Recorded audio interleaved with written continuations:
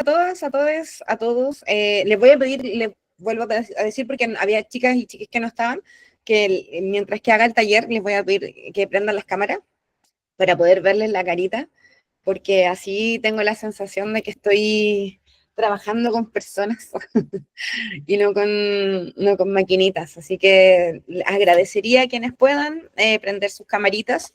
Yo los recibo aquí en el calor de mi desordenado hogar bibliotequístico, que es mi departamento. Así que bienvenidos a este desorden. Hoy día quiero saber primero, antes de cualquier cosa, si lograron leer lo que les mandé. Hasta el capítulo 7 en el mal de la taiga y el cuento pájaros en la boca de Samantha Schweblin. ¿Sí? Sí, yo sé, A ver, alcancé a todo. la manito arriba, levanten el dedito, pero yerco, en el... Eso ahí.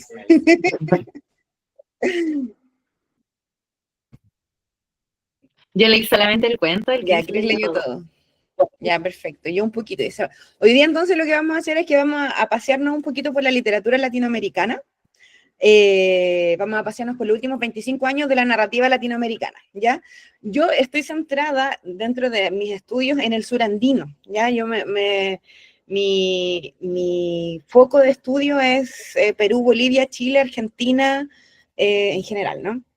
Pero en poesía. Entonces, lo que hice ahora fue como generar una recopilación de algunos autores, algunas autoras, la mayoría mujeres, ya que de algún modo son importantes en Latinoamérica, más que en el sur andino, pero es importante que entendamos que esta región igual tiene harto en común, ¿no? Eso para comenzar. Voy a compartir la pantalla. Ustedes me dicen si se ve en la diapo. ¡Ay!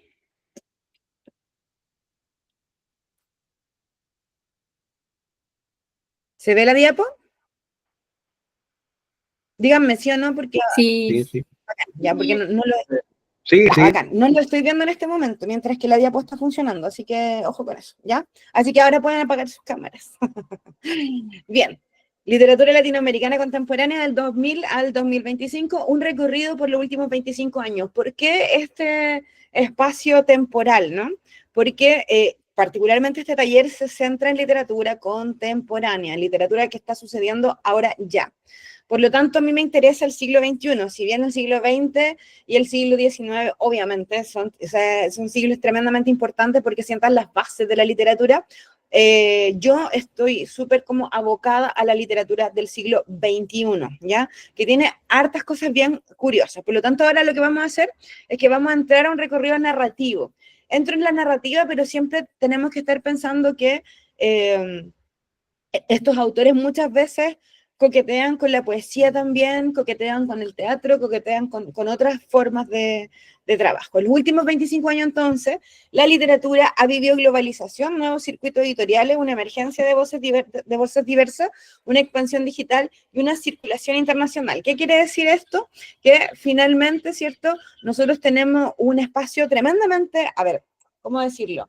Atomizado, ¿no? La crítica Andrea Giunta, en su libro Contra el Canon, trabaja esta idea de cómo antes habían cánones, ¿cierto?, particulares en diversos espacios del globo terráqueo, ¿no? Estuvo el boom latinoamericano, el siglo de oro español, habían espacios como más o menos importantes en la literatura y hoy día todo está mucho más atomizado gracias, o no sé si gracias, pero por las redes sociales, por la internet. El siglo XXI viene cargado de una información que es abrumadora, por lo tanto estos nuevos circuitos también tienden a atomizarse, ¿no?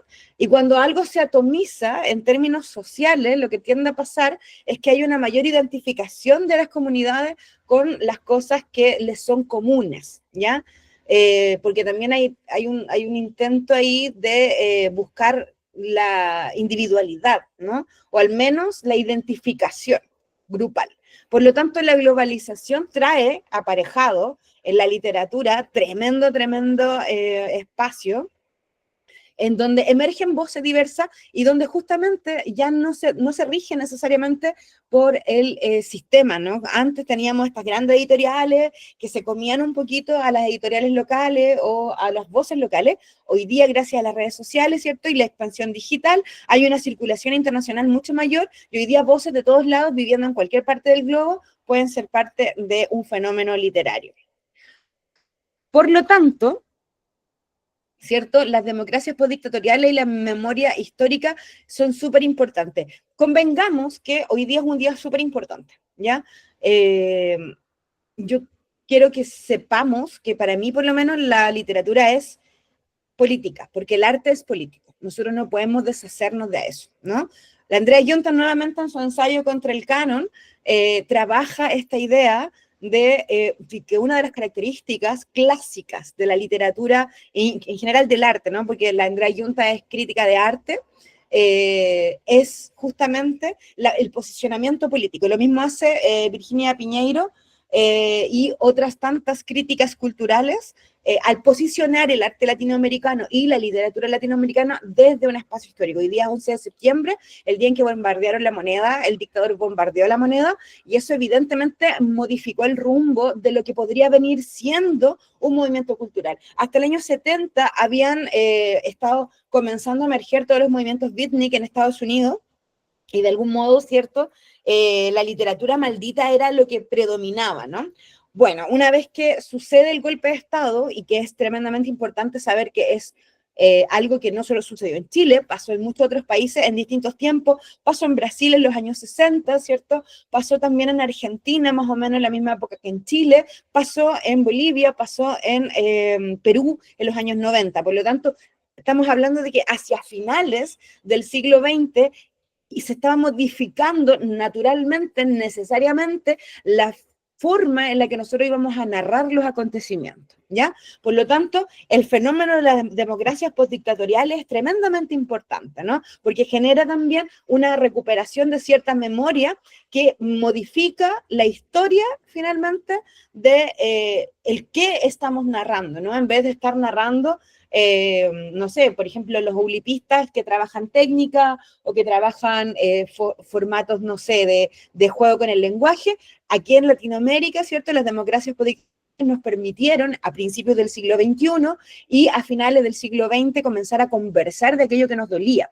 Por lo tanto, todo este grupo estético que venía de Estados Unidos y que venía también un poco de Europa, no sé si se detuvo, pero sí se modificó, ¿cierto? El rango estético, la corriente estética se modificó para que justamente se atomizara desde otro espacio estético la literatura en general, y el arte en general, perdón, y la literatura en particular.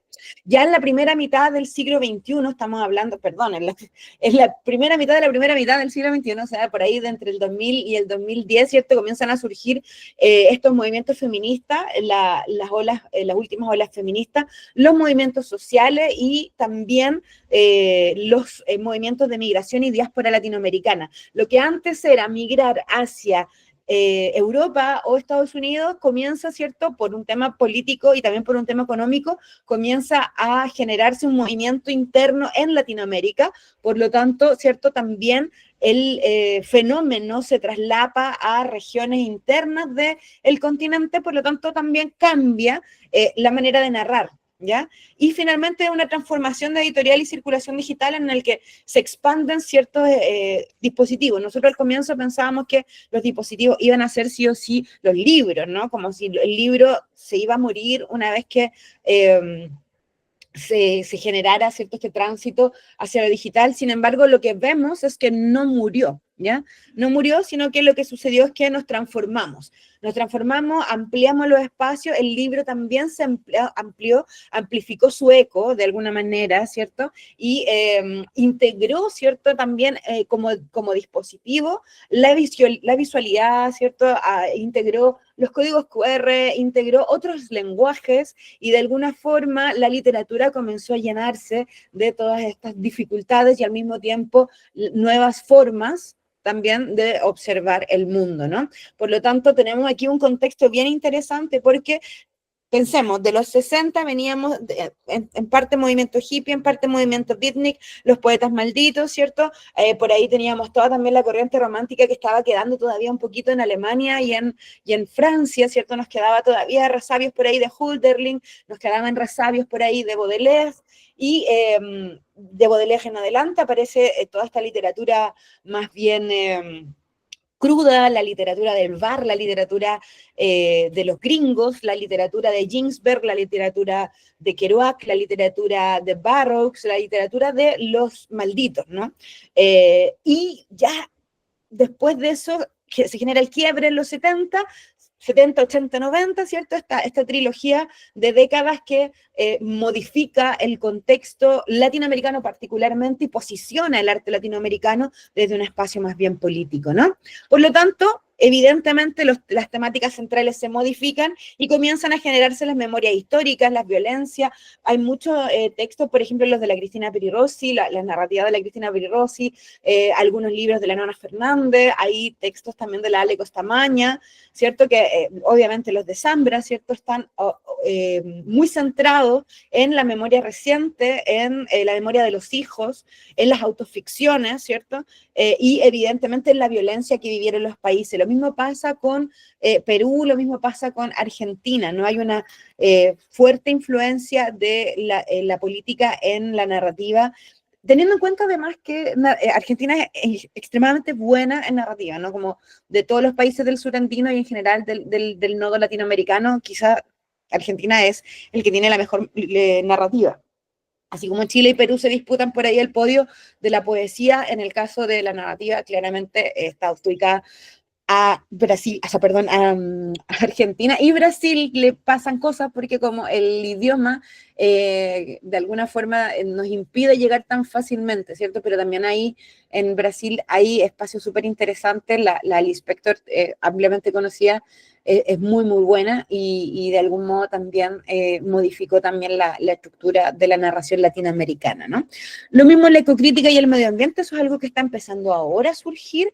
Evidentemente es una preocupación que ha estado en el mundo y que ha estado dando vuelta. Sin embargo, en los últimos 10 años y desde las primeras veces en que se hacen cumbres medioambientales acá en Latinoamérica desde la ONU, ¿cierto? La ecocrítica está muy presente. Latinoamérica es uno de los continentes que va a estar más golpeado por el cambio climático junto con África, por lo tanto, evidentemente, ¿cierto? La ecocrítica es tremendamente importante. Nosotros en la región tenemos la gran temática de las mineras que yo misma trabajo en mi obra.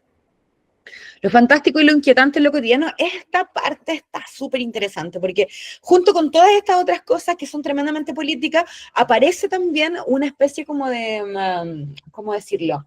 Como de de resabio, ¿no? Como, no sé si resabio, más bien un remanso, eso es. Un remanso en donde me guarezco de todo este desastre que es Latinoamérica, de esta belleza también, ¿no? Y es la narración fantástica, lo inquietante, ¿cierto? Y que de algún modo es muy hija del mal llamado realismo mágico, ¿no? El realismo mágico que al final es una mota que le pusieron las editoriales grande a una serie de escritores que estaban en ese momento produciendo obras narrativas y que estaban siendo muy famosos, tiene como característica esta cosa media como fantástica, ¿no? Se realza muchísimo más en el siglo XXI, incluso avanzamos a las novelas policiales y al relato negro o a la novela noir, ¿ya? Que nosotros vamos a ver a la Paula y la Vaca como una de las narradoras de novela noir acá en Chile, ¿no? Y también está muy, muy como en malsa en los relatos latinoamericanos. Y finalmente la identidad y pertenencia, que es algo que sucede, pero súper mega siempre, que es algo que está siempre presente y que de algún modo también está dentro de casi todos los escritos, los textos y las producciones culturales de Latinoamérica. Hasta acá. ¿Cómo vamos? ¿Vamos con calma? ¿Vamos bien? Voy muy rápido. Vamos ¿Todo ok? bien. Vamos bien. ¿Sí? Ya, perfecto. Autores como Lina Meruane, Gabriela Benner, Selva Almada, Valeria Luiselli, ¿cierto? narra su vida personal y política desde la autoficción y la escritura íntima. También hay otra que es la Gabriela Cabezón Cámara, que es buenísima, ¿cierto? O Camila Sosa, que tiene Las Malas, ¿cierto? También son narraciones tremendamente interesantes, también desde la autoficción, desde una escritura muy íntima, muy cotidiana, ¿cierto? La Lina Meruane es chilena, la Wiener es peruana, Selva Almada es argentina, etcétera, ¿no? Tenemos aquí un cono de literatura latinoamericana súper potente, mujeres que están escribiendo desde la escritura muy personal. Lina Meruane, particularmente el que más me gusta, es uno que se llama Contra los hijos, que escribió hace un par de años atrás y que está súper, súper bueno. En la narrativa de lo extraño terror tenemos obviamente a la Samantha Schweblin, que la leímos recién, ¿no? Y a la Mariana Enríquez. Yo me imagino que muchos conocen a la Mariana Enríquez. Mariana Enríquez es súper, súper, mega, ultra conocida. Por pop la vamos a ver igual. No es quizá de mis favoritas, pero porque yo también soy escritora de poesía, por tanto soy media fome. Me gustan las cosas complicadas, me gusta complicarme la vida, pero es bien buena también. Así que Cuerpos, violencia social, lo siniestro y lo cotidiano. La Dolores Reyes también es súper buena. Su libro Come Tierra, fue su primer libro y es tremendamente bueno, está súper bien rankeado por ahí. Los chicos de los libros Después de la peste tienen, me parece que una buena reseña de esa autora. También está más o menos en esta misma línea.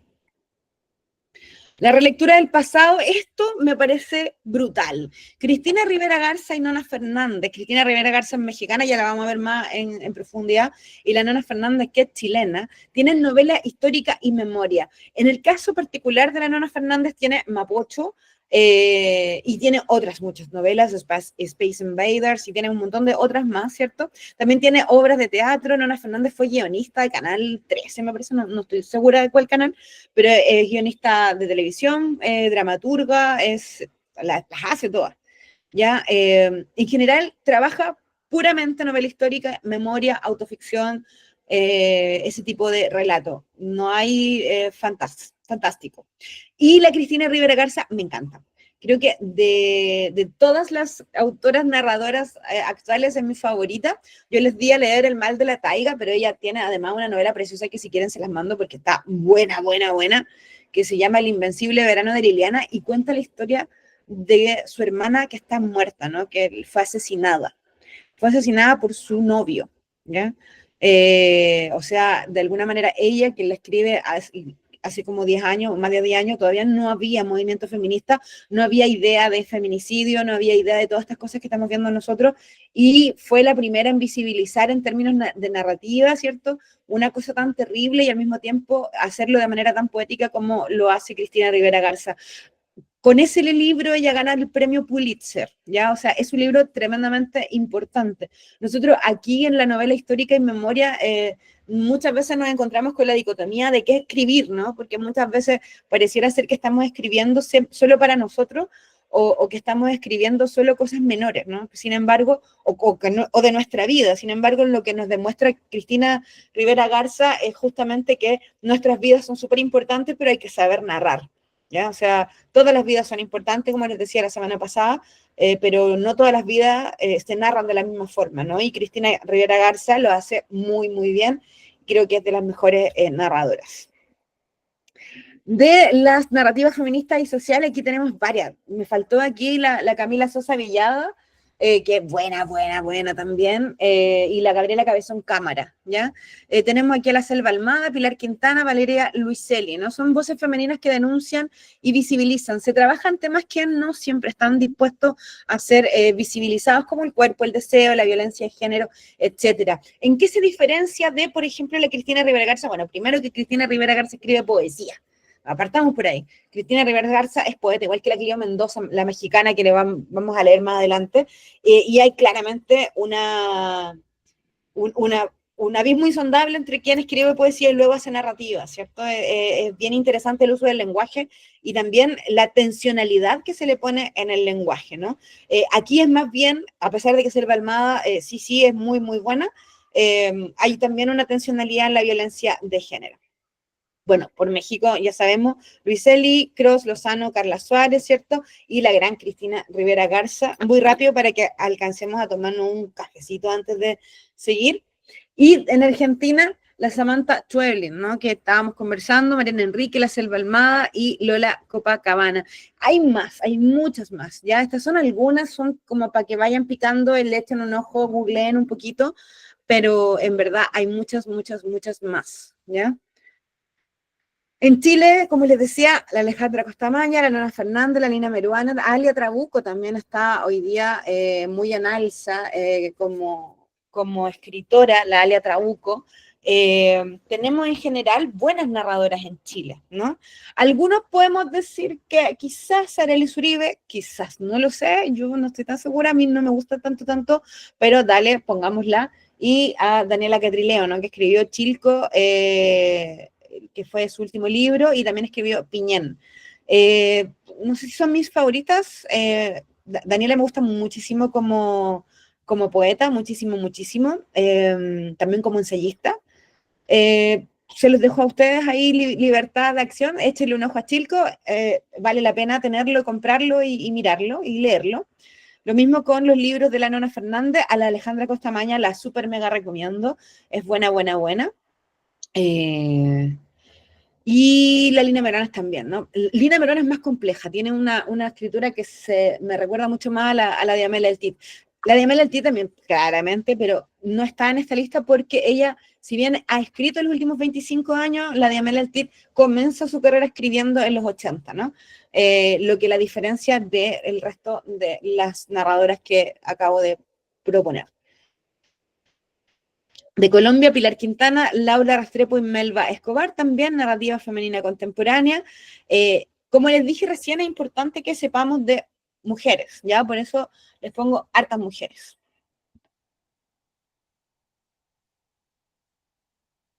Ya, hay el auge de las editoriales independientes como Almadía, Eterna Cadencia, Periférica, hay más, hay muchas. Muchas ferias literarias, muchos festivales, mucha traducción, mucha difusión.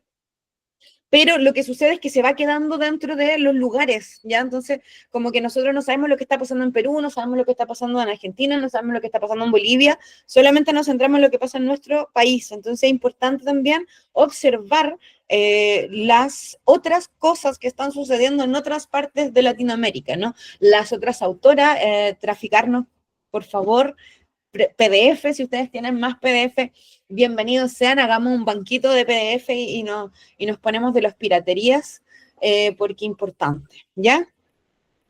La recepción internacional de todo esto es premios, pues los premios de Ral, de Tigre, Juan, el Casa de las Américas, que es uno de los más importantes de Latinoamérica, también el Sor Juana Inés de la Cruz, etcétera, ¿no? Casi todas las autoras que les puse están adaptadas cinematográficamente, es decir, hay películas, hay series, hay cosas que están basadas en libros de estas autoras que les acabo de nombrar.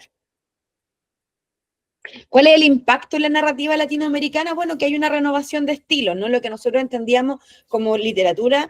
Ahora, les digo inmediatamente, o sea, para mí es súper importante visibilizar mujeres.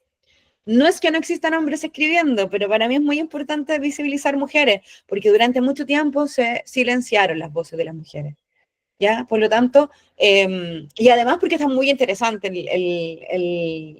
el panorama hoy día, ¿no? Está bien, bien diverso, ¿no? Tenemos hartas mujeres escribiendo de todas las sexo divergencias, desde todos los espacios sociales, desde todas las voces de todos los países de Latinoamérica, ¿ya?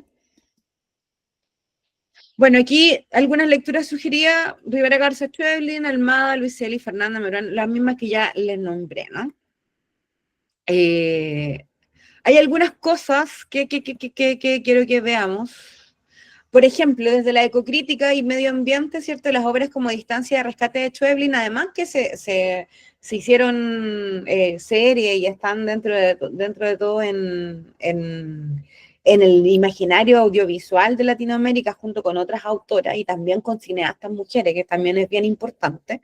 Hay una emergencia preocupaciones ecológicas, como les decía yo, ¿no? Hay una denuncia del extractivismo y la contaminación. La Dolores Reyes también está trabajando un poco eso. Hay varias autoras que de alguna manera en su novela integran esta idea, incluso la nunca bien ponderada y vilipendiada Yoconda Belli, ¿cierto? En Guaslala también trabaja ya en los 90 el tema de la ecocrítica.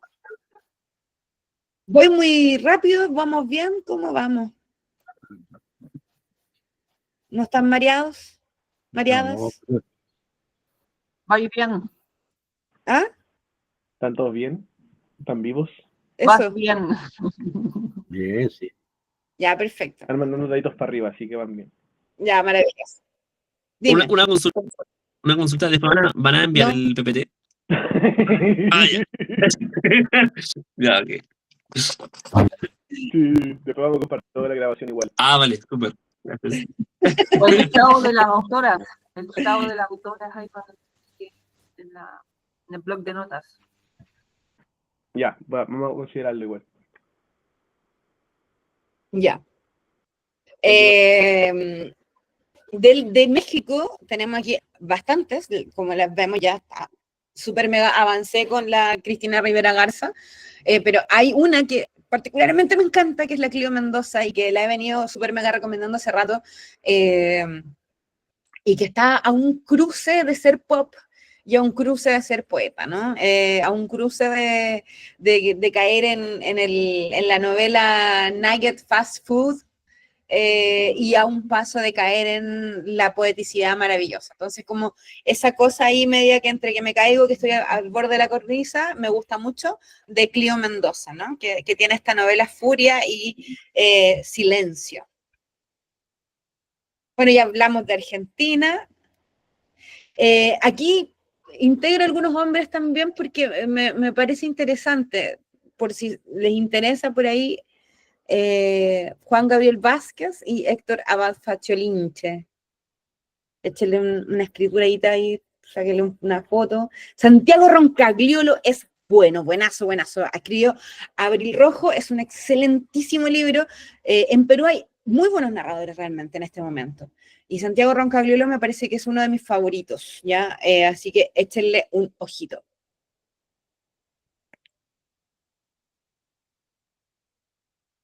Ya.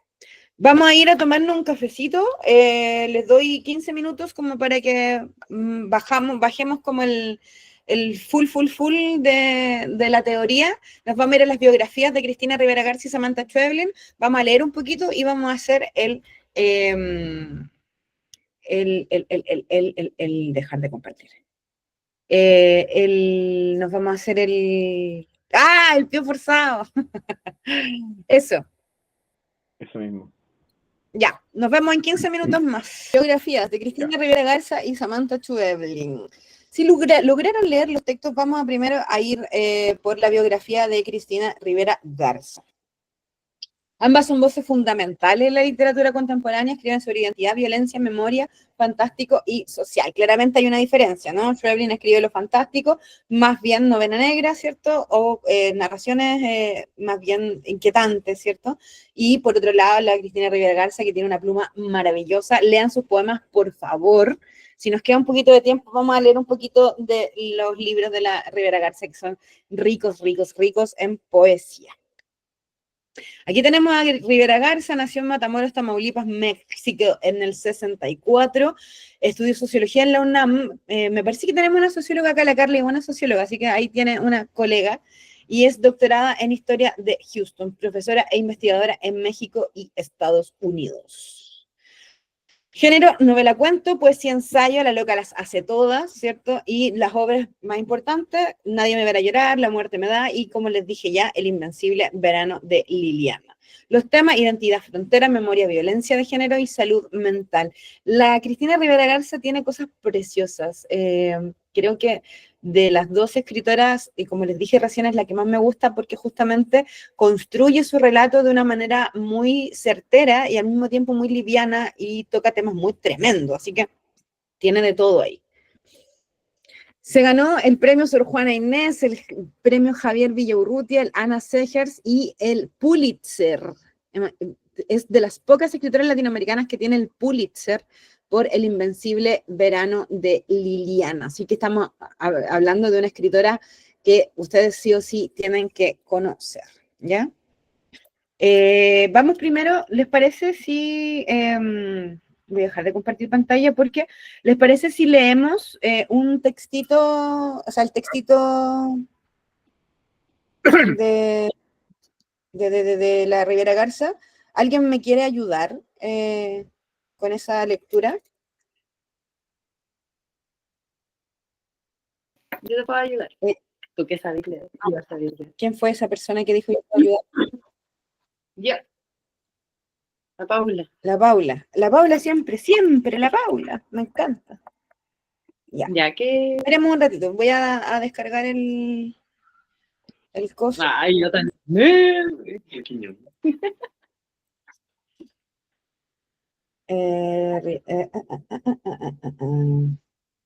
El mal de la taiga, ya.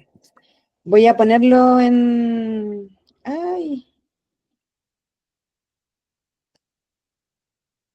Pantalla completa, compartir y... Ahí.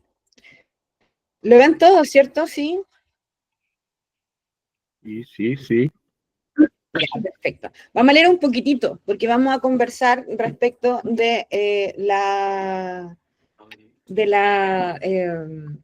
forma narrativa que tiene Cristina Rivera Garza para construir sus personajes y para construir también las historias. Hagamos una cosa, ¿les parece si leemos 3 capítulos? El primero lo lee la Paula, el segundo, ¿alguien lo quiere leer o yo elijo democráticamente a alguien? Usted elija. El silencio increíble aquí, ¿eh? No, elija Ya, usted. Bueno, ya, elijo pues, yo. entonces el segundo capítulo lo lee Yerko y el tercero lo lee Pablo. ¿Les parece? ¿Sí? Ya, perfecto. Ya. Comienza Paulita. Ya. Capítulo 1. Lo mismo. Que habían vivido ahí me dijeron que esa era la casa y la señalaban con una especie de timidez que bien podía confundirse con el respeto o con el terror. Sus dedos apenas lograban asomarse por las bocamangas de unos abrigos pesados y negros. El olor a carbón bajo sus brazos, las uñas sucias, esos labios tan resecos, sus pupilas que se movían con discreción hacia el objeto señalado. No tardaban en regresar a su punto de partida, la mirada frontal. ¿Qué buscaba ahí en realidad? Eso era lo que me preguntaban sin atreverse a preguntar, y yo, que tampoco lo sabía con exactitud, acoplaba mis pasos a los suyos y los seguía de regreso a la comarca entre la nieve. No era una casa, eso habría de decirlo desde ahora. Yo hubiera descrito lo que vi esa mañana de inicios de otoño como una cabaña, tal vez menos, una casucha. Era, en todo caso, una estructura habitacional hecha de tablas de madera y pedazos de cartón y abundantes ramas secas. Tenía un techo, en efecto, de 2 aguas y un par de ventanas que, a falta de vidrio, recubrían con un plástico grueso y transparente. Tenía el aire de ser un último refugio. Daba la impresión de que, más allá, solo quedaban la intemperie y la ley de la intemperie, y el cielo, muy azul, tan alto sobre la intemperie. Vamos a pensar ya en este primer capítulo, nos vamos a detener en cómo comienza, ¿no? Comienza inmediatamente con un verbo. Que habían vivido ahí, me dijeron, inmediatamente, no comienza con la descripción a pesar de que es una descripción y eso genera que el texto nos abra inmediatamente la curiosidad de qué sucede, ¿no? Inmediatamente junto a la descripción del espacio también hay una descripción emocional, emotiva, ¿no? No se replican, como que no redunda en la descripción, sino que lo que hace es posicionarnos en espacios particulares de ese refugio, ¿cierto? Para que entremos a el espacio lentamente. Es como si una cámara, de alguna manera, fuese enfocando, ¿cierto? Ese espacio. Siguiente. Ya. Recuerdo el frío sobre todo. Recuerdo las mandíbulas apretadas, los puños dentro de los tobillos, de los bolsillos. Habían llegado ahí, según mis datos. Ahí dije Inicios del invierno. que dije tobillo y cómo se va a meter los puños en el tobillo. Sigamos, a inicios del invierno. Lo había colegido así porque la última comunicación Que emitieron había salido de una oficina. ya, sigo yo. Habían salido de una oficina de telégrafos de un poblado fronterizo que quedaba a unos 200 kilómetros de distancia. El telegrama dirigido al hombre que me había encargado la investigación afirmaba escueta, pero solo indirectamente, que no pensaba en regresar jamás. Cuando decimos adiós, ¿qué es lo que saludamos en realidad? Pensemos en esa frase. Tomé el caso porque siempre sentí una debilidad achacosa por formas de escritura que ya están en desuso. El radiograma, la taquigrafía, los telegramas. Fue cosa de tocar el papel amarillento y empezar a soñar. Las yemas de los dedos sobre las arrugas de la hoja, el olor a viejo, algo guardado. ¿A quién se le hubiese ocurrido hacer algo así? A esos dos, por supuesto. De entre todos, solo a ellos dos. ¿Desde qué lugar tan lejano en el espacio, tan lejano en el tiempo, había partido este puñado de mayúsculas? Y sobre todo, ¿qué habían saludado en realidad? ¿Qué cosa o qué cosas habían aceptado en sus vidas? Quise saber eso desde el inicio, quise entender. El hombre me había citado en un café del centro a las 4 de la tarde, lo había conocido apenas unas noches antes, frente a las imágenes de un bosque o de muchos bosques, óleos, radiografías, instalaciones. ¿Le gustan?, me había preguntado con un acento que no pude identificar de inmediato. Le dije la verdad, le dije que sí. ¿Le intrigan los bosques?, preguntó otra vez, recargando una mano sobre la pared que también sostenía mi espalda, la parte posterior de mi cuello. Me volví a ver el cuadro de la derecha, óleo sobre madera, alambre, resina, un bosque dentro de un bosque, algo primordial. Me intrigan, sí, dije después de pensarlo un buen rato. No me parece que sea usted de las personas que se pierden dentro de un bosque, dijo mientras me tomaba del codo y con una destreza que parecía simple elegancia, me llevó desde el interior de la galería hacia la terraza. Tiene razón, le dije, y tampoco me gusta que me lleven del codo, añadió. Se rió, por supuesto, los dientes blancos, la manzana de Adán que temblaba, el asomo de barba. También tiene cara de eso, sí, dijo cuando regresó con 2 copas alargadas. Hasta aquí vamos a quedar con este capítulo para que podamos ir hacia el final, ¿ya? Si leyeron el primer capítulo, sabemos de qué estamos hablando. ¿De qué estamos hablando? ¿De qué están hablando? ¿Quiénes son el personaje acá? La investigadora, que sería la protagonista, y la persona que contrata el investigador en este caso. Perfecto, ¿cierto? Lo primero que entendemos es que hay una persona que investiga y una persona que busca la investigación, ¿cierto? Eso es clave, ¿cierto? De hecho, lo dice en algún momento, dice, uno acepta una investigación. Es difícil saber a ciencia cierta cuándo empieza un caso, en qué momento uno acepta la investigación. Supongo que aunque el intercambio de datos y la negociación del contrato ocurrió unos días después, una tarde de verano en el café del centro de un lugar costero, el caso de los locos de la taiga, ya sabemos ya entonces el mal de la taiga está asociada a unos locos o a 2 personas que desaparecen, ¿cierto?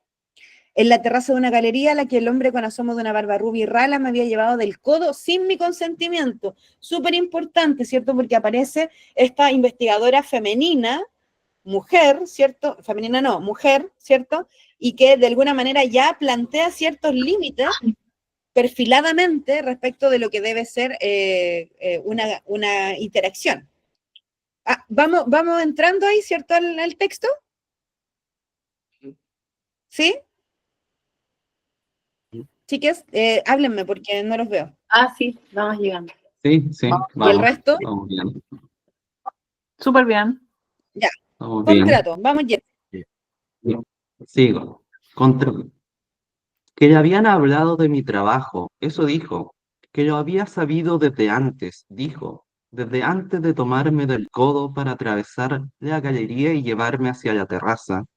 Me había fijado lo oscuro que había estado el cielo esa noche, que el artista que pintaba, instalaba, esculpía, fotocopiaba bosques, le había dicho que yo era, en efecto, una detective. Mientras tanto tomaba café y veía su entorno. Mientras tanto bajaba la mirada y colocaba pequeños cubos de azúcar dentro del líquido negro. Una cuchara, los círculos. Estar nervioso puede ser a veces así. Hace tiempo que no practico, dije, aunque en realidad hubiera querido decirle, pero es que no sabe usted de mis tantos fracasos. El caso de la mujer que desapareció detrás de un remolino, el caso de los hombres castrados, el caso de la mujer que dio su mano, literalmente, sin saberlo, el caso del hombre que vivió por años dentro de una ballena, el caso de la mujer que perdió un anillo de jade. Mejor así, dijo, como si me hubiera escuchado decir algo más. Luego, sin transición de por medio, colocó un portafolio de piel sobre la mesa y con unos dedos nerviosos y largos se dio a la tarea de abrir el candado. Ese fue el momento en que vi el telegrama, el último de sus mensajes en papel. Ahí estaba, a la cabeza de una colección de documentos pulcramente ordenados, cartas, mapas, boletos, transcripciones, copias, sobres. Todo existe, a veces por primera vez. No he dicho que sí, dije mientras tocaba el papel. Hace mucho tiempo que no hago esto, insistí. Recuerdo el viento tan cálido, la manera en que las cortinas de un lino muy fino, blanco y anunciaban la presencia cercana del mar. Recuerdo sobre todo la sal. Al abrir las ventanas de par en par, recuerdo que la sal nos hizo saber quién éramos o cómo. Perdí a una mujer, susurró. Se fue con otro, añadió, como si él mismo viniera de muy lejos o solo con dificultad recordara el idioma. Se fueron los dos, quiero decir. El esfuerzo para anunciarlo no solo era emocional, sino también físico. Cada palabra un puño emergiendo atroz desde el interior de su boca, cada palabra en efecto un golpe. Mucho me temo que son los locos de la taiga que mencionan entonces, recalcó luego con una sonrisa que quería ser de escarnio, o peor, de autoescarnio. Se acordará de que le conté eso. Recuerdo, sobre todo, la vergüenza, la definición, Del turbación de latín. ánimo que suele encender el color del rostro, ocasionada por alguna falta cometida o por alguna acción deshonrosa y humillante, propia o ajena. Recuerdo lo que vi en sus ojos. Ya, hasta acá. ¿Sigo? ¿Qué les parece? Muchas gracias, Yerquito. ¿Qué Ya, les parece la idea de este personaje masculino que viene hacia la investigadora a pedirle que por favor investigue a esta mujer a la que perdió? ¿Qué les parece el personaje?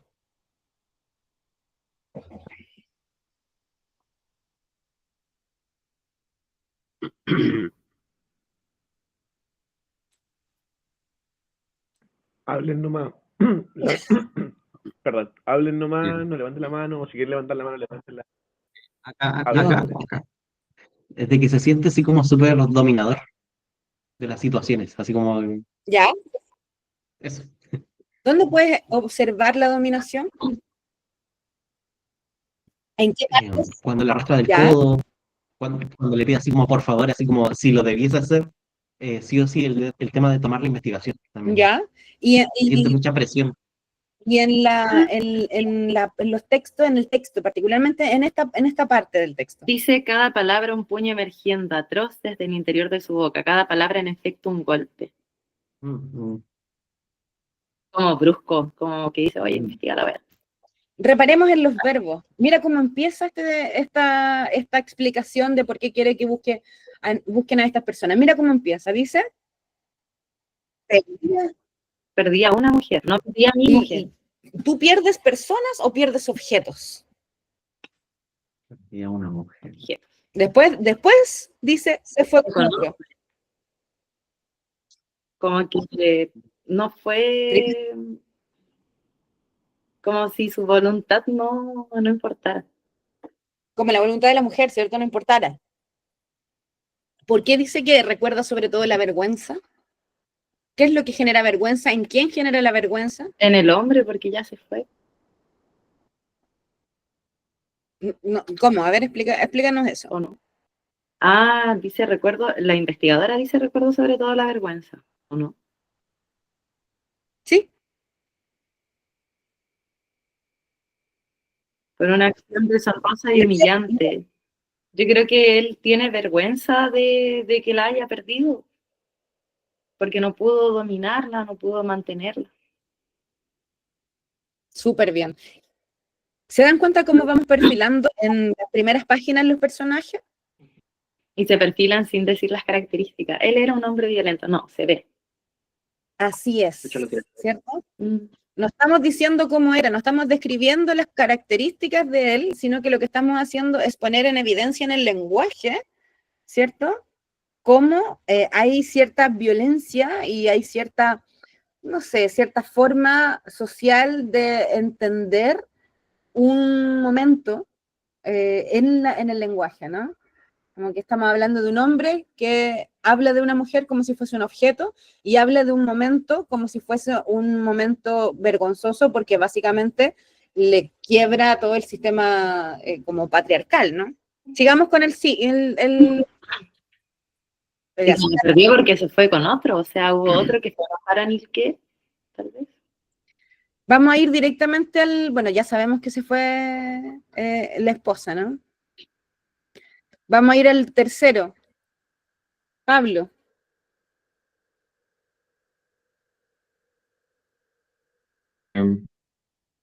Ok, Vamos. sí, ahora.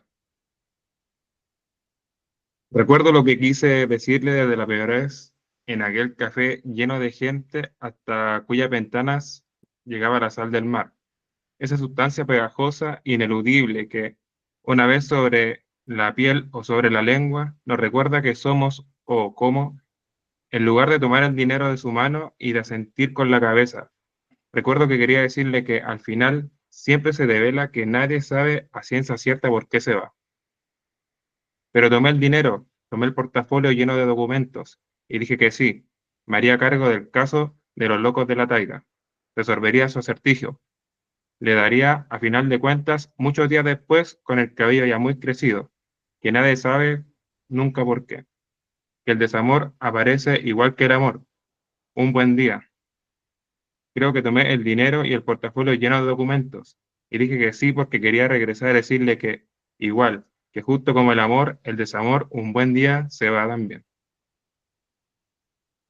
Uno va por nada, uno va por nada si va tan lejos. Eso decía alguien en alguna canción muy vieja. Recuerdo que recordé o había recordado. Bien. Gracias, Pablo. Muchas gracias. Vamos a quedarnos hasta acá con la lectura de la Cristina Rivera Garza.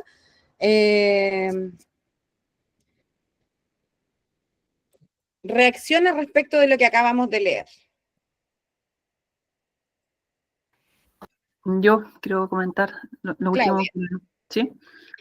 En esa, cuando toma el bolso con el dinero y se va y hace esta reflexión,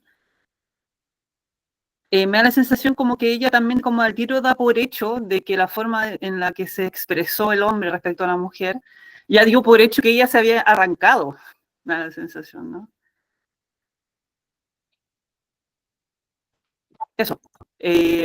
Así que, bueno, no sé qué más vendrá, pero me da la sensación de que ella ya la pista un poco la tiene porque el tipo trata a la mujer como como un objeto, qué sé yo, pero bueno, me gustaría avanzar, ojalá que no lo cortaste justo, así que como que queda la sensación de que, ok, ¿qué va a pasar, no? Bueno, sí, la idea era que leyéramos hasta el capítulo 7, por eso se los mandé antes, como para que no se quedaran con esa sensación. Perdón, no lo leí. No, tranqui. Si no lo leyeron, lo pueden leer ahora y se entusiasman y lo siguen leyendo porque está súper mega bueno. Bueno, nada, Cristina Rivera Garza es maravillosa. Otras impresiones respecto a la narración, particularmente a la forma de narrar, a la forma de perfilar el personaje y a la forma de entrar. Felipe. Sí. Bueno, a propósito de lo que comentaban recién, ¿cierto? Estaba escuchando directamente como describían, ¿cierto? O sea, esta forma que tiene este hombre de describir a la mujer, ¿cierto? Como un objeto, como que en este último capítulo se ve como la investigadora, ¿cierto? Igual tiene una mirada más humana, ¿cierto? De la acción que tomó esta mujer, ¿cierto? O de las razones de por qué, ¿cierto? Se centra un poco en comprender más que en quedarse solamente en la situación de que ella se fue, ¿cierto? Como que siento yo que ahí también describe mucho a la protagonista en este caso, ¿cierto? Como a propósito de lo que te decía, ¿cierto? Como de mostrar y no contar cómo es, ¿cierto? Sino se muestra acá a través del lenguaje cómo ella misma comprende la situación, ¿cierto? Le da otra perspectiva. Perfecto, súper bien. ¿Cómo nos imaginamos a la investigadora? Me la imagino como alguien muy serena, ¿Ya? como, es que esta frase que dice, eh, y dije que sí porque quería regresar a decirle que igual que justo como el amor, el desamor un buen día se va. Y como serena, pero a la misma vez vengativa, no sé, o quieren rascarle en la cara esto. Pero yo quería decir algo, me llama la atención cómo escribe, porque igual es como cacofónico. Por ejemplo, la última frase dice, recuerdo que recordé o habría recordado. Y antes igual había dicho una frase así, que era como mientras tanto tomaba café, mientras tanto, mientras tanto.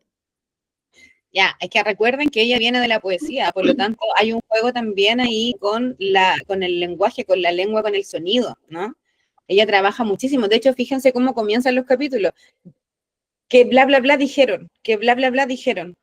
¿Se acuerdan? Y esa es una forma de recordarnos, ¿cierto? Que es un segundo capítulo que comienza, que está engarzado con el otro, que nos retrotrae nuevamente dentro de toda la narración a una conciencia personal. Y por eso está escrito de esa manera media cacofónica, porque está exponiendo la cabeza de la investigadora. Y nosotros pensamos cacofónicamente. Sí, a propósito de eso, igual repite esta frase de nos recuerda lo que somos o cómo, ¿cierto? Como el capítulo anterior igual tiene esa frase, como...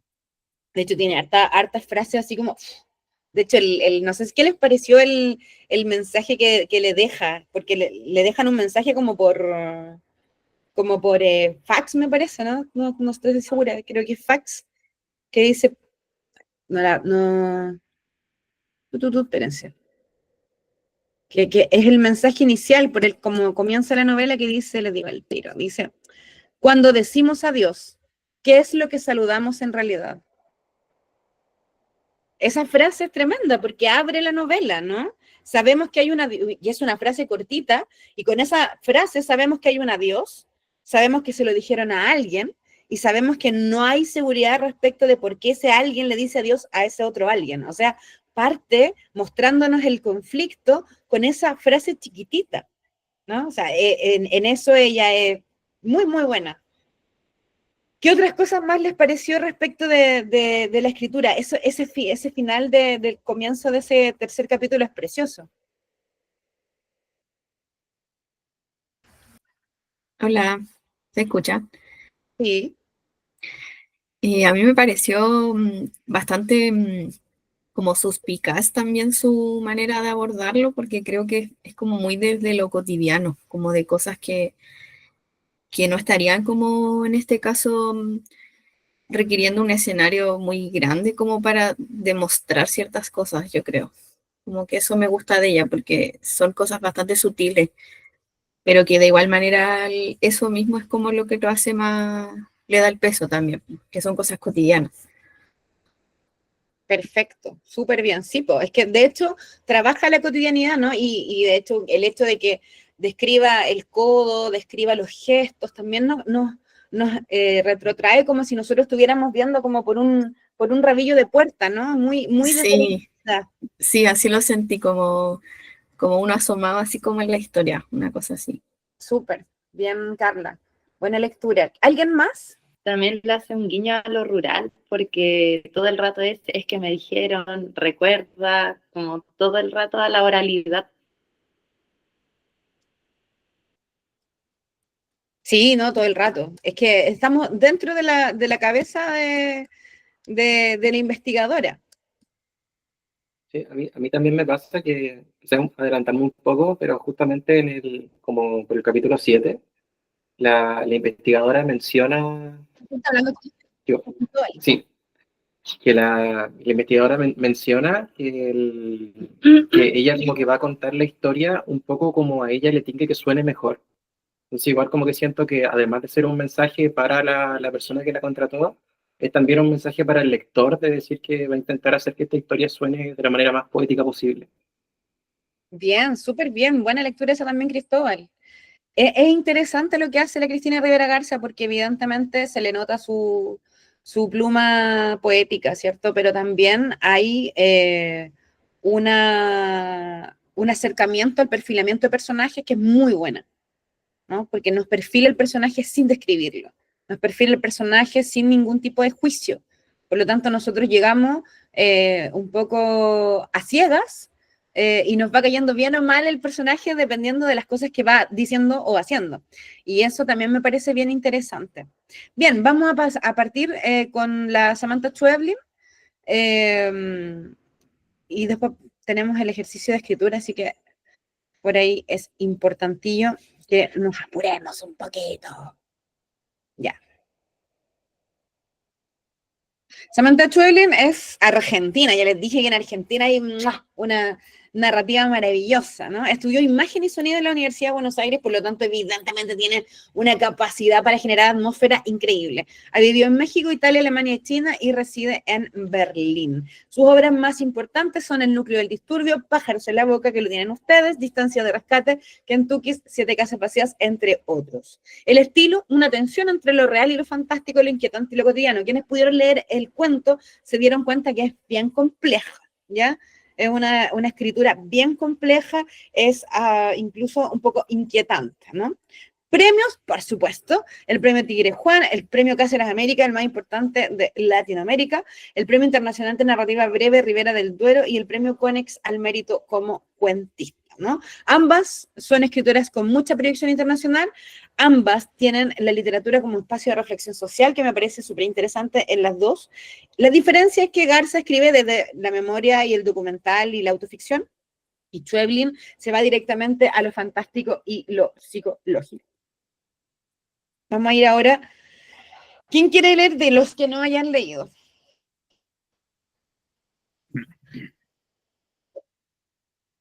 Ya, el Pancho escoge ahora, porque yo escogí recién. Yo puedo leer. Ya. Ahí Feliz se... acá, cualquiera. Ya es el Súper. Ahí me avisan hasta dónde. ¿O completo? Yo creo que ahí te voy a avisar yo. A dónde termina, porque este cuento es largo. Aquí. Pájaros en la boca. Apagué el televisor y miré por la ventana. El auto de Silvia estaba estacionado frente a la casa, con las balizas puestas. Pensé si había alguna posibilidad real de no atender, pero el timbre volvió a sonar. Ella sabía que yo estaba en la casa. Fui hasta la puerta y abrí. Silvia. Hola, dijo ella, y entró sin que yo alcanzara a decir nada. Tenemos que hablar. Señaló el sillón y obedecí, porque a veces, cuando el pasado toca la puerta y me trata como hace 4 años, sigo siendo un imbécil. No va a gustarte. Es fuerte. Miró su reloj. Es sobre Sara. Siempre sobre Sara.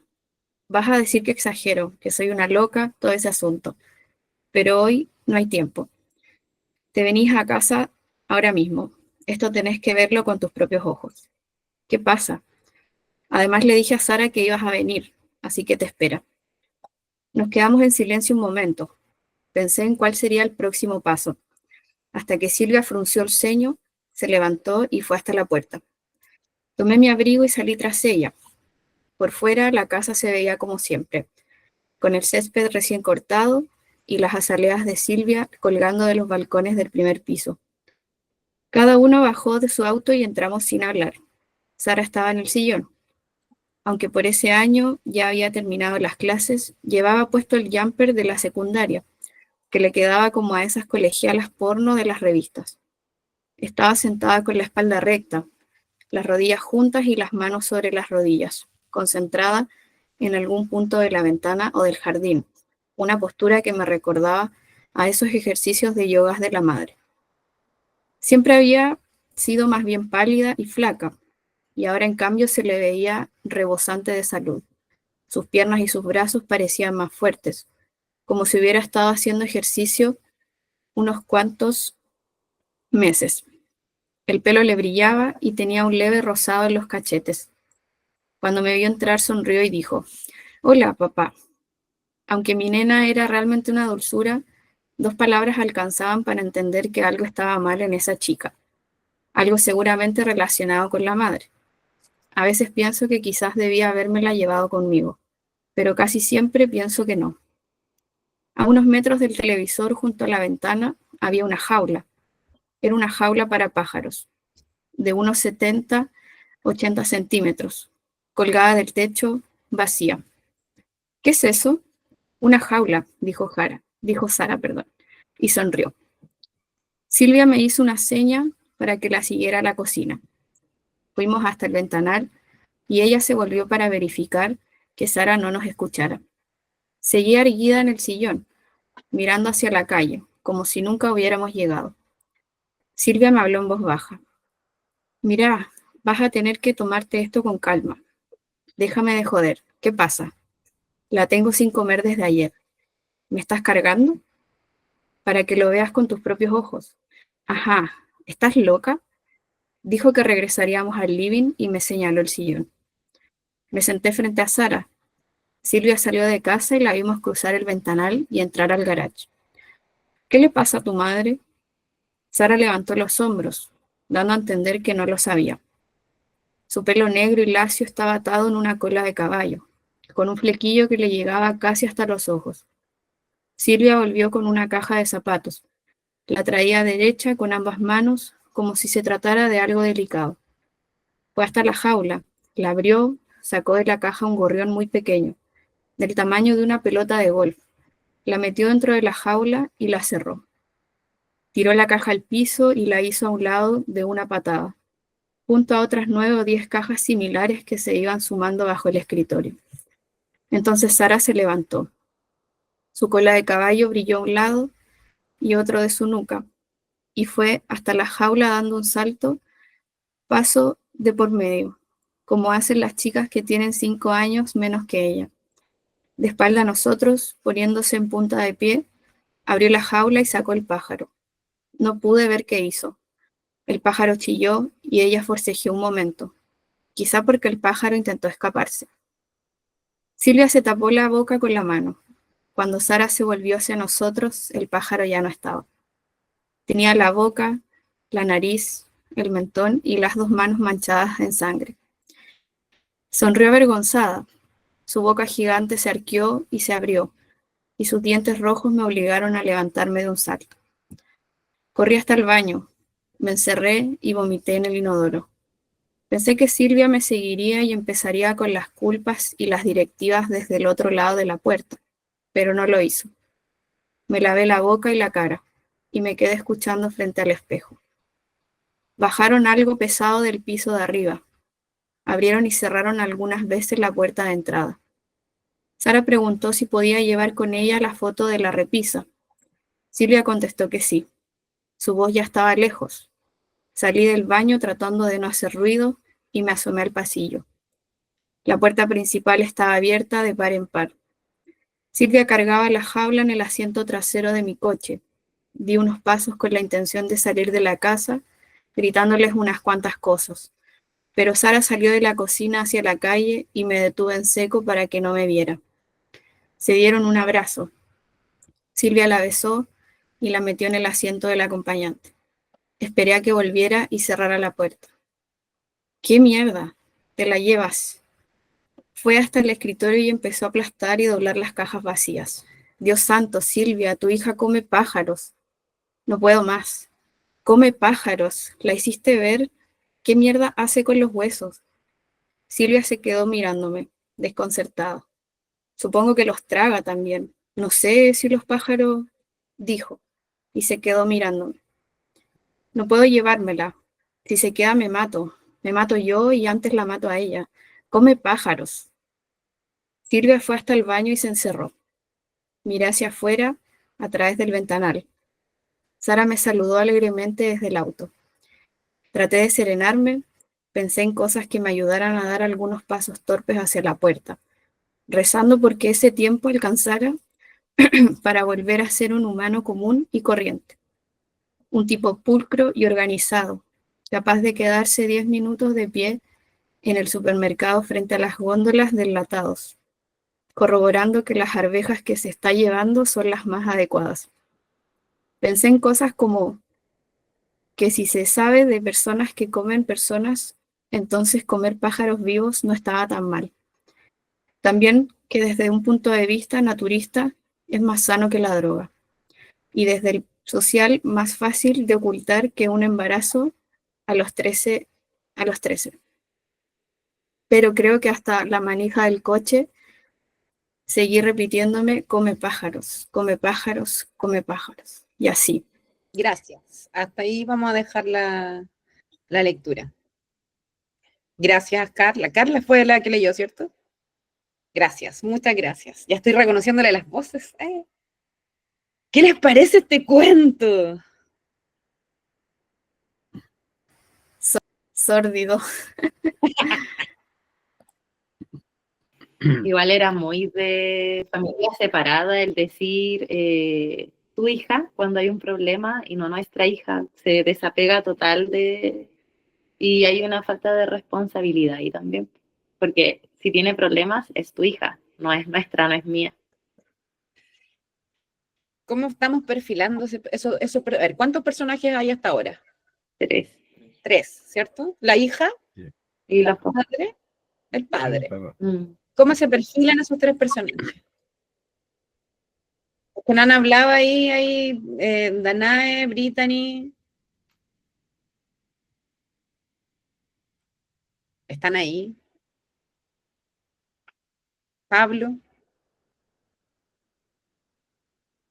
¿Qué opinan? ¿Leyeron el cuento o cuando lo leímos este pedacito, qué les pareció?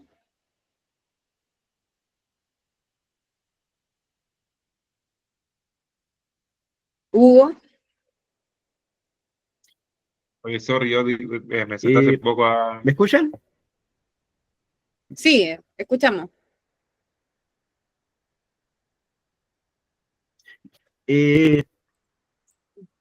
Bien, no es... me parece que el shock inicial del papá trata de pasarlo rápido y desligarse un poquito del problema. Total, no es un problema tan grave. Además, el problema le pasó mientras estaba con la mamá. Entonces, en el fondo es un problema de la mamá, pues, no es de él. O sea, que además no es tan grave, si total hay gente que come a otras personas, así que no es para armar tanto escándalo, ¿ya? Y en el fondo lo ve quizás como una manipulación de Silvia, ¿ya? Entonces, de nuevo me trae problemas, una cosa así, así lo veo yo. Sí, está heavy esa imagen, ¿no? Como de cuando está tratando de relativizar todo el rato en su cabeza, no, bueno, pero sí, hay gente que come humano, y es más sano, por último, ¿no? Es más fácil de ocultar que un embarazo. Brutal esa frase, un embarazo a los 13.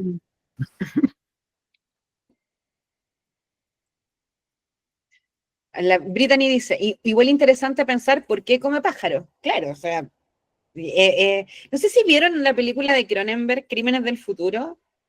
Si alguien la vio y quiere verla y le gustan las cosas así medias raras, bueno, Cronenberg es un excelente cineasta y tiene también esa película aparte con un niño comiendo cartón, no, comiendo plástico, ¿no?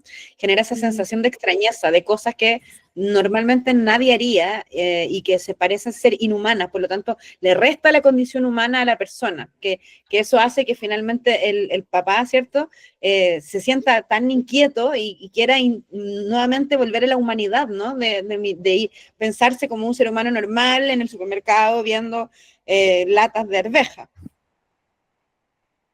Pero después más adelante, ahí puedo decir algo de más Obvio, adelante. sí, en teoría todos leyeron el cuento.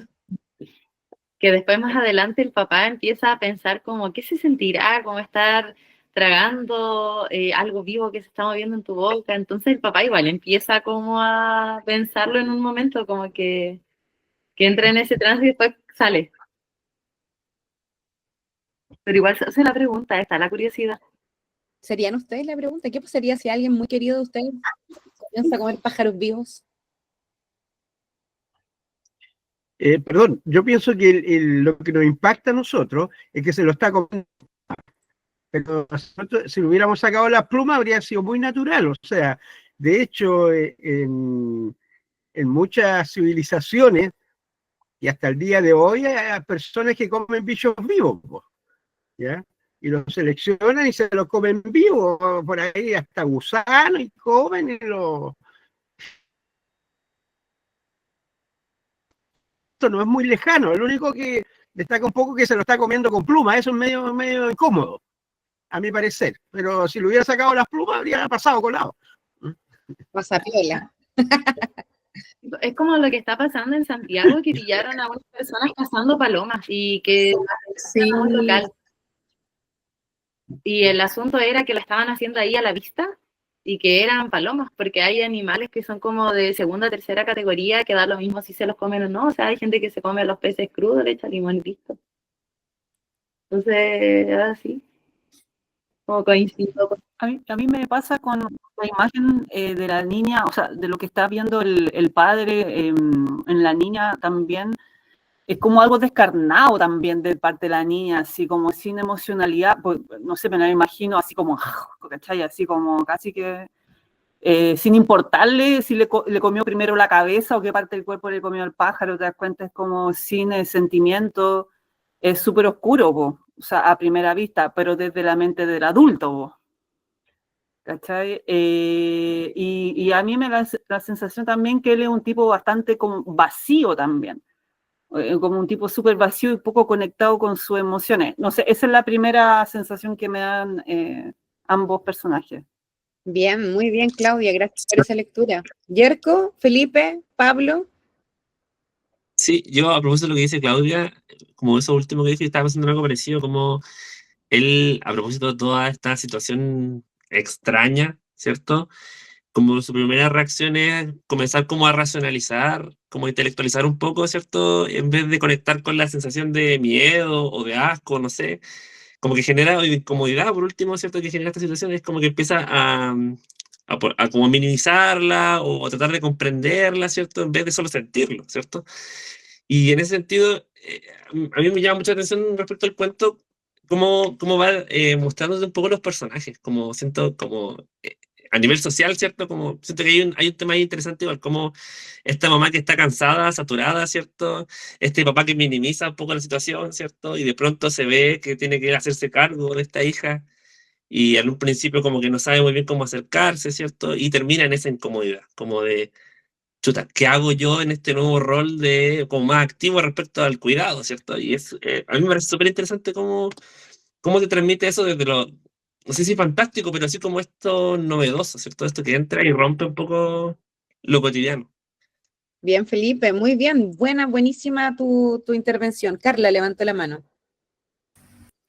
sí, a mí me gusta este cuento porque siento que, o sea, igual lo encuentro súper sórdido dentro de todo, obviamente, pero siento que como bien señalaste, esto como de perfilar psicológicamente a los personajes, al menos del lado del papá, como que siento que sí me convence absolutamente de ser un hombre que en algún minuto se quiere como empezar a desentender de eso. Por ejemplo, que diga como tu hija come pájaro en vez de nuestra hija, o como la hiciste ver, en vez de como, no sé, independientemente si en la calidad que esté la relación de ellos dos, como que le delega eso a ella, como a la madre, como tal. Entonces, ese tipo de cosas creo que uno aprende de eso también cuando está buscando como tips, como de cómo perfilar ciertos personajes en los diálogos, como Así el es. querer hacer mostrar cosas, así que bacán la lección del Súper, texto. súper, Carla, muy bien. Sí, y me pasa que además, no sé si se dieron cuenta, ¿no? Como que en algún momento aparece el desborde de la madre, el desborde, donde ella dice así como, no, llévatela porque si no me mato y la mato a ella, y en ningún momento el personaje masculino piensa así como, ¿desde cuándo está pasando esto? O qué la lleva a comer pájaros, sino que lo que hace es obviar absolutamente la opinión de la madre, así, no, esta buena está loca, ¿cierto? Y por otro lado, lo que hace es tratar de naturalizarlo, ¿no? O sea, para que no sea tan problema como lo dijo Hugo. Yerko tiene la mano levantada. Ahí está Sí, Paula. primero yo, vamos a hablar los dos, yo y Juan. Ah, ya, muy bien. Primero, destacar igual lo que dijiste tú al principio cuando vimos la biografía, cómo trabaja la imagen. Porque esta imagen es grotesca que muestra esta sangre, esto muy cinematográfico también a veces se da. Me recordó mucho a Pilar Quintana, que también trabaja un poco con estas imágenes fuertes, Así con es. este choque. Y me recordó también un poco a los que hemos leído un poco más la obra de Samantha, igual a Kentucky, que tiene muchos cuentos que son de temáticas fuertes, de temáticas que muestra un poquito de la realidad o lleva esta realidad un poco a los límites de la naturaleza, más que todo. ¿Cómo nos pensamos esto que podría pasar en un futuro, que podría pasar ahora? ¿Cómo nos ponemos en esa situación también? Más que todo eso. Sí. Ah, yo. Sí, a mí me gusta el tema de el juego que tiene con los interiores. Se nota que es bastante la cabeza del personaje masculino porque siempre lo sentimos como que estamos en la zona segura. Estamos como en el adentro, estamos como en la casa, dentro del auto, dentro del supermercado. Se afianza o el ambiente se aprieta Se al encapsula. espacio cotidiano. Sí. Claro, y me gusta este juego, que no sé qué es lo que hace o qué importancia tiene, la ventana. Jugar con el tema de las ventanas, el tema de la imagen de la ventana o el exterior. Porque el cuento comienza de pasé de la televisión a la ventana, y de Sara como pasando un ventanal. Entonces, eso no me Recordemos gustaría. que la Samantha Schweblin es originalmente comunicadora visual, entonces probablemente vio No, a Hitchcock, vio los pájaros, y los sí. pájaros parten picoteando la ventana, ¿no? Entonces Mm, ahí también hay algunas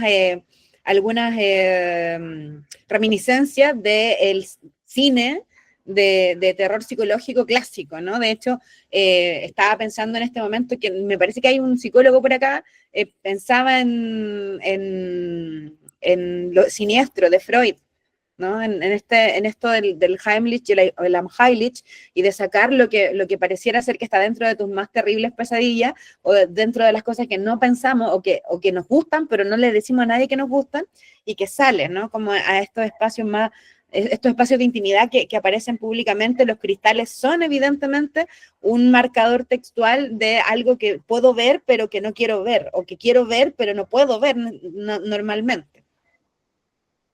Bien, para no hacer más larga esta parte del taller, rapidito, ¿qué les parecieron las autoras? ¿Qué les parecieron los textos? ¿Qué les pareció la contextualización en términos de la revisión?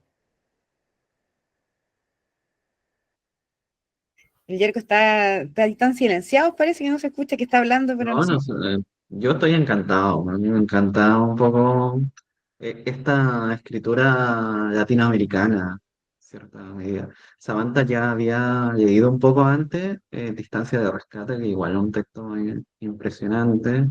Kentucky, ahora Pájaro de la Boca. De hecho, empecé a leer varios cuentos antes, entonces igual iba dando como este pasito y quedé con ganas de más, pues. Entonces, como que, Buena, bien. bacán. Y con la Cristina igual, pues, quedé ahí. Dije, voy a llegar hasta el capítulo 7, pero igual aviso un poco más. Porque no se Eso, puede parar en algún momento. así es, así es. ¿Otros comentarios de lo que es esta segunda sesión? A mí me Ya, pasó si no hay con más el comentarios, de... vamos a empezar con me pasó con este, ¿cómo se llama? El de la el mes de la Tiger. taiga. Lo empecé a leer y fue como, ya, después lo sigo, pero el pájaro en la boca me atrapó al tiro de una. Como ese cuento. Sí, que Samantha, brutal, muy visual. Ya, chicas, lo que vamos a hacer ahora es el ejercicio de pie forzado. Vayan guardando su ejercicio de pie forzado, porque estos ejercicios son los que después vamos a compilar en nuestros plaquettes. Así que les voy a pedir que primero, antes que cualquier cosa, piensen en una característica de algún personaje y lo anoten. Una característica. Una característica, pues, enojón, feliz, burlón, desagradable, ácido, no sé, simpático, dulce, amable. Una característica cualquiera.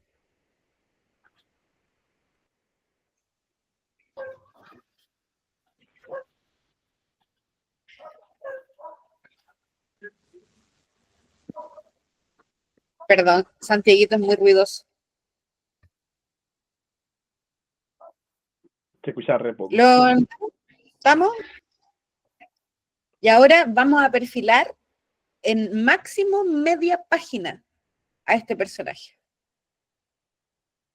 Pueden ser con diálogos, pueden ser con una descripción, puede ser con una narración, lo que quieran. Si quieren hacer poesía, hagan poesía. Ahí es cosa de ustedes. Tienen 10 minutos. 10 minutos, media página para perfilar un personaje. De ahora el Pancho les va a avisar cuando se terminan los 10 minutos. Desde ahora ya. Hasta el 58. Tienen hasta 58. Ya. Voy a ir a hacerme un té.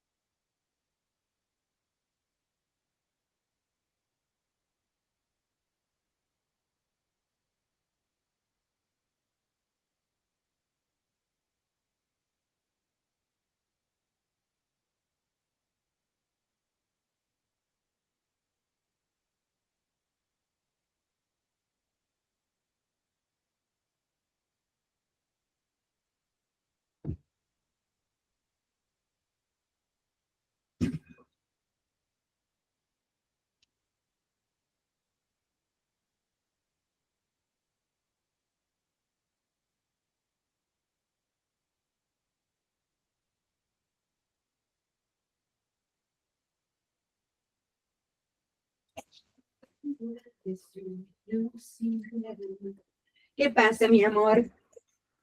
¿Qué pasa, mi gatita más bella? A Mierka le pusimos contador. Estupendo, me parece. 1 minuto queda.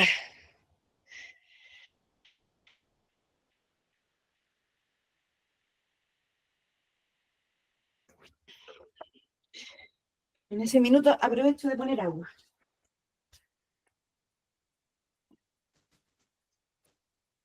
Por eso yo al cantar me vuelvo tropical como los nuevos vientos.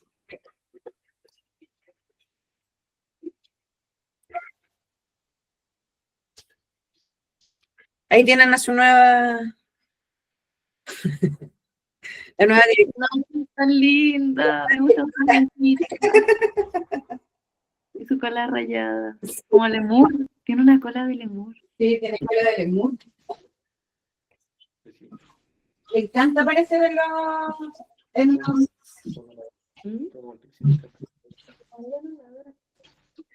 ¿Cómo vamos? ¿Estamos listos? Sí, el cristal ya terminó. La- Cristóbal terminó. Quedan 20 segundos. Mm. 10, 9, 8, 7, 6, 5, 4, 3, 2, 1. Mambo. Vamos. La Paula hacía el mambo.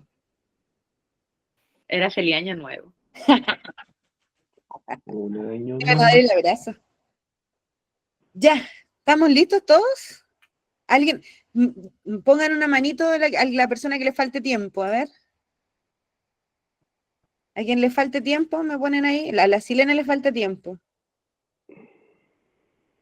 A la Carla Iván también. A todo el mundo le falta tiempo. 2 minutos más. ¿Qué les parece?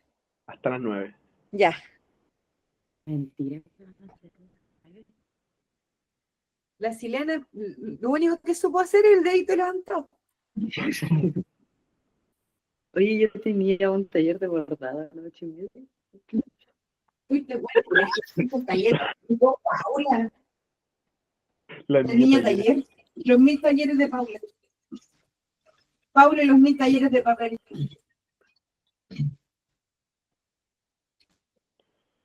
Te he bordado, po.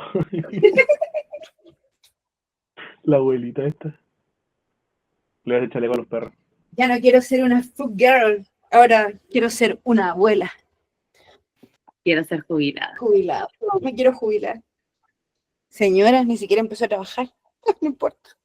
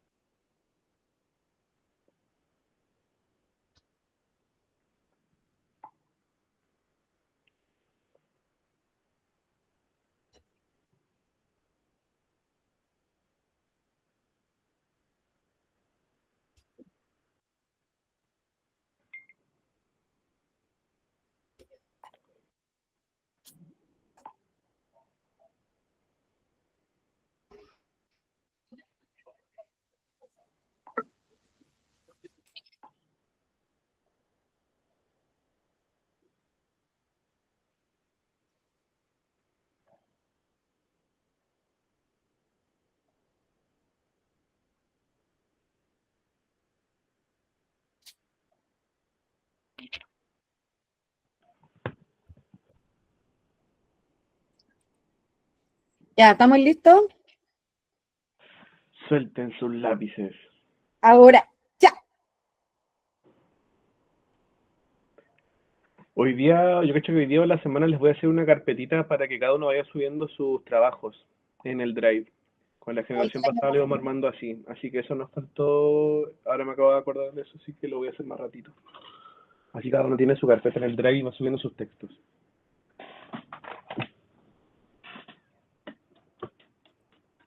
Ya. Estamos listos, Taylor. Les voy a pedir que las personas que no leyeron la semana pasada lean ahora. ¿Ya? Así es que vamos a partir por Yerko, vamos a seguir por Carla y por Claudia y por Hugo. Bien, ¿Se voy sabe? a... Empiezo. Ya, Yerko, vamos. Ya, empieza así.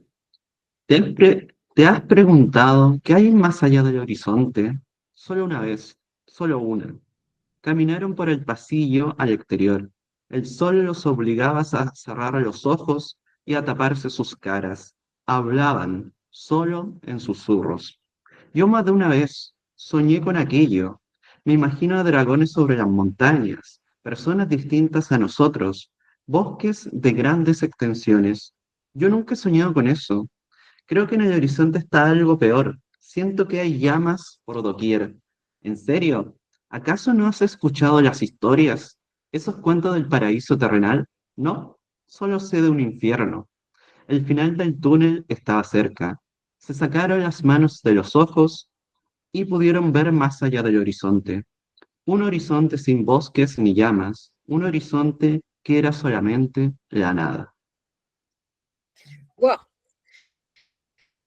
bravo, eso. Vamos a pedirle entonces a tus compañeros que adivinen la característica. Adivinen. A ver, ¿alguien puede adivinar la característica? Los que no van a leer tienen la prerrogativa de...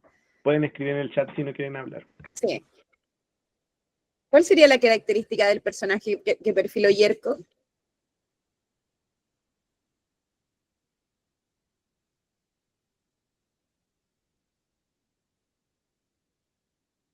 Felipe, Silene, Danae, Pablo, Brittany. Observador o observadora, dice Brittany. Soñador, dice Paula.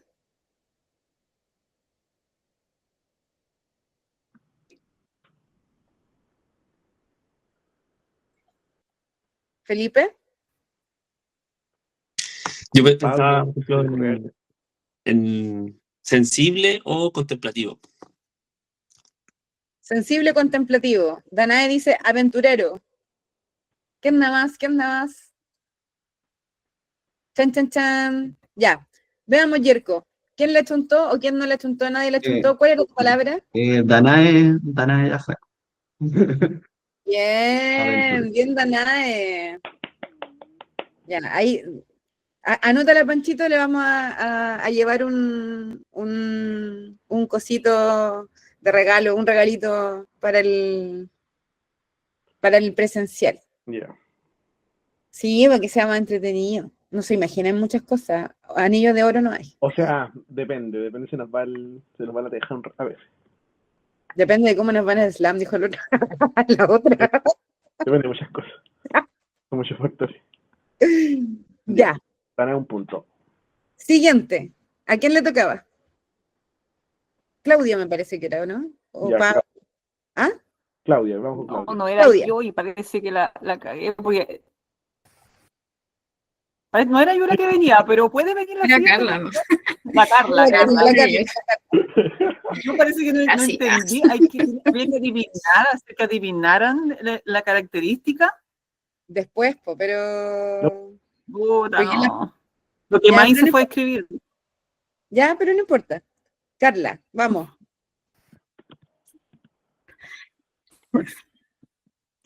En lo que se cubre con las tapas y suena la alarma, Clara no ha logrado dormir, pero ha repasado cientos de veces la misma escena en su cabeza, y su pecho se aprieta como si llevara una camisa de fuerzas.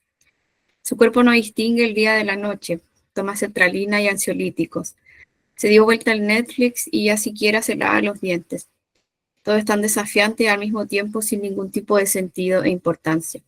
Todo lo odia, todo lo desprecia, todo le da rabia. Hace un intento por desayunar, le da una mordida a la tostada y lo crujiente que le provoca, y lo crujiente le provoca una sensación placentera que hasta le llega a dar un poco de lástima. Encuentra rico el pan, pero qué pena le da darse cuenta de que en un periodo de tiempo de casi un mes, lo más placentero para su organismo fuese morder un pan con mantequilla derretida. Una mordida lo suficiente para que quedase satisfecha. Gracias, Carla. Bien, brevito. Ya. Adivinen ahora. Hagan sus apuestas, bebés. Hagan sus apuestas. ¿Qué sentimiento era? Depresión. Ansiedad. Depresivo. Mira, Paula y Claudia Sí, dicen igual era, ansiedad. creo que era bastante obvio, sí, depresión. Ya. Pero igual súper bien, porque bien cumplida está muy bien cumplida la consigna, porque en el fondo sin decir depresión, nosotros nos teníamos que sentir un poco la depresión del personaje. Así que muy, muy bien, Carla, muy cumplida la consigna. Vamos con Hugo. Ya. ¿Y para qué te preocupas tanto si el puesto ya está definido? Así que mejor no te hagas muchas ilusiones. Sí, pero ¿por qué dices eso? La postulación estaba abierta y todos tenemos las mismas posibilidades. Además que en la entrevista, cada uno de nosotros podemos tratar de destacarnos en las cosas que creemos más importantes, contestó casi implorando Daniel. No seas iluso. Esto de llamar a concurso es solo para cumplir con la norma, pero la persona ya está elegida y aunque no quiero ser cruel, esa persona no eres tú.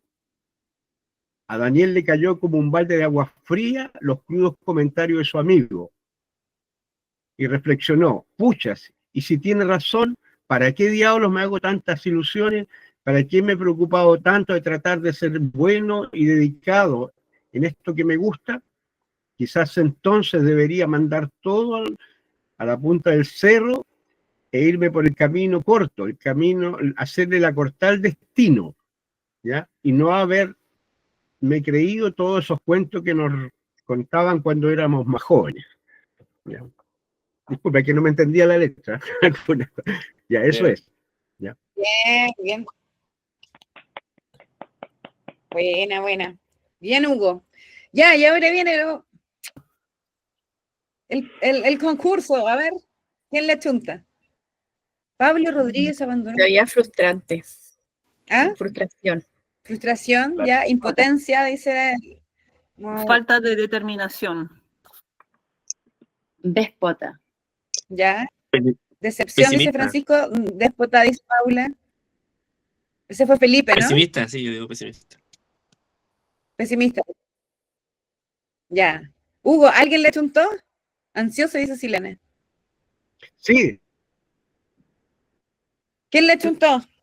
irónico que, claro, que no arrulla el piso y trata de que aflore la frustración en uno. Eso siempre nos ha pasado a todos. Eso es más o menos.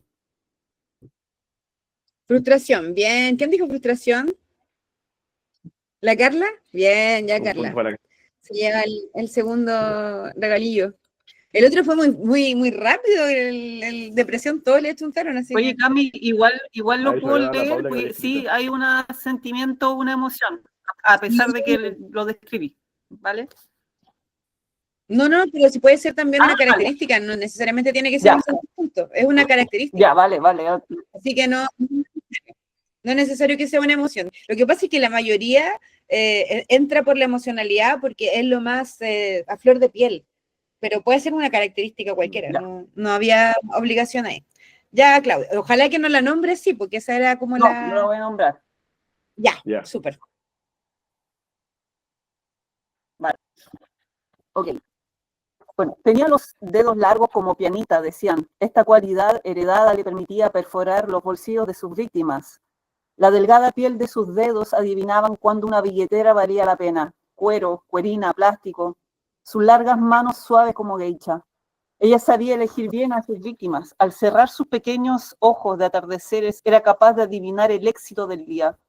Mal que mal, fue la calle quien le enseñó el arte del robo, y en eso no hubo herencia. Fue decisión propia. El libre albedrío siempre será una buena excusa para vivir al límite. Hace 3 años que era dueña de su vida, y los arrepentimientos son para los cobardes. Aquella frase era un mantra para sus oídos. Bien, súper bien. Ya, vamos, hagan sus apuestas. Tírenla, el primero que la escribe gana. Y que le achunta. Y que la chunte, claro. Estar al borde Yo veo rebeldía. siempre. Ay, perdón. No le entendí porque se le cortó, Hugo. El rebeldía dijo Carla. Sí. Está jugándosela siempre. Así como arrojado. El peligro. Arrojado. ¿Ya? ¿Quién más? Claro. Adrenalina. Vamos. ¿Qué característica vieron en el personaje? El Cristóbal levantó la mano. Analógicamente. Decía como lo mismo de estar como también como viviendo en el Ya, momento. como al límite. ¿Ya? ¿Quién más? La sentí selectiva, dice Brittany. Mira, qué interesante eso. Era como frustrado igual. Frustración. Frustrada, sí, frustración. Sí. Yo diría resignación, quizá incluso. Bien. ¿Alguno le achuntó, Claudia?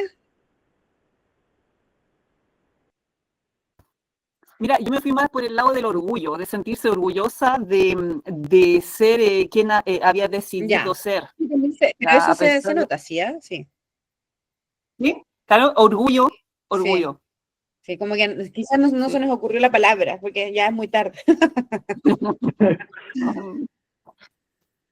Bien, chicos. Gracias, Claudia. Bueno, vamos cortito porque ya estamos terminando, así que cerremos esta segunda sesión. Espero que les haya gustado. Comenten en el chat, no tengo ningún problema, al contrario, por favor, hablen harto. La generación anterior era re buena, re parlanchina, así que ni un problema. Conversen nomás, pidan texto y hagan todo lo que quieran. Ya chicos, vayan a acostarse, descansar o karatear, no sé, lo que sea. Besitos, nos vemos la próxima. No,